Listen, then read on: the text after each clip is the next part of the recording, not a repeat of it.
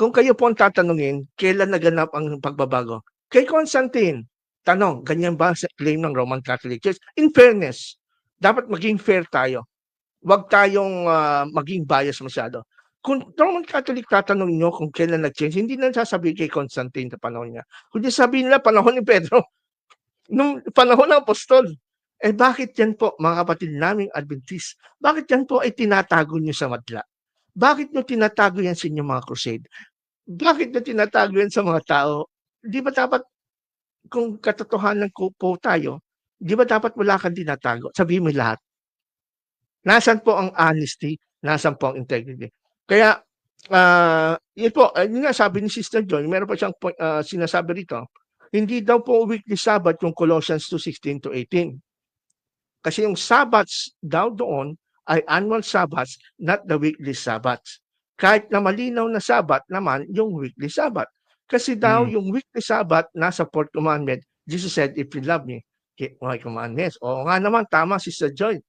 At talagang ikaw ay mahilig mag-aral ng Bible. At yun nga sinasabi ng mga Adventist. Pero alam po ninyo, pagka sinunod po natin, kung ipagpalagay natin na tama po sila, mangyayari niyan, Brother Toto, ang Biblia ay parang hindi siya inspired word of God, nagkakamali siya, nagiging redundant. Bakit kanyo? Kasi pag pinasa natin po ang aklat ng Colossians chapter 2, verse 16, binanggit ng unang-una yung yung binanggit ng unang-una yung tinatawag nating yearly. Di ba binanggit na yung yearly doon? Tingnan nyo. Ito sinasabi.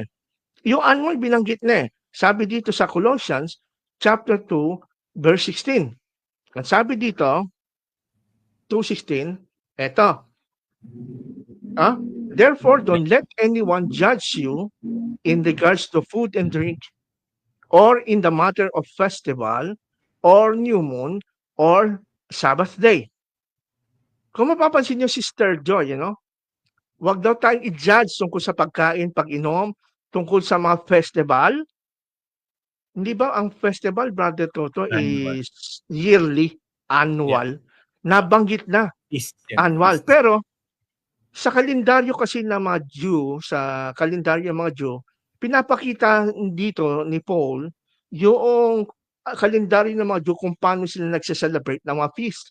Nag-start sila ng yearly, annual, kaya nga festival, or a new moon, this is monthly. Di ba nakita nyo yung degree? From yearly to monthly. Tapos Sabbath, this is weekly. Yan po ang on order ng calendar, ng mga Jewish calendar. Lagi nilang, kahit sa Old Testament, sa Ezekiel, pag binasa nyo, yan ang order. Nagsisimula si yearly. Minsan naman, opposite yung, yung order. Minsan, inuuna yung weekly, monthly, and yearly. So, kung sasabihin po kasi nila, sister, na yearly festival, new moon, monthly, yearly, Sabbath na naman to. Babalik na naman sa yearly. Ganun ba ang tamang paraan ng pag-aaral ng Bible para lang maiwasan mo na babanggain ito ng Bible ang iyong maling paniwala? Mamaliin mo yung Bible imbis na ikaw dapat ang ituwid, yung Bible ang tinutuwid nyo. Di ba magiging redundant?